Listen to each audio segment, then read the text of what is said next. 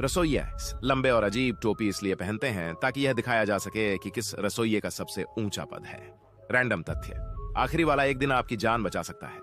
Lucid dreams वह है जब आप सपना देख रहे होते हैं और अचानक याद आता है कि आप सपना देख रहे हैं। एक स्थिति होती है जिसे हाइपरसोमनिया कहा जाता है, जिसमें कोई व्यक्ति 12 से 15 घंटे सो सकता है लेकिन फिर भी थका हुआ महसूस करता है। आपको इस घर में मुफ्त खाना और वाईफाई के साथ रहने को मिलता है, लेकिन आपको उस दूसरे व्यक्ति से शादी करनी होगी जो तब दिखाई देता है जब आप शेयर पर क्लिक करते हैं और फिर मोर पर क्लिक करते हैं। जब आप सो रहे होते हैं लेकिन एक ही समय में जाग रहे होते हैं तो आप खुद को नींद में लकवा मार रहे होते हैं।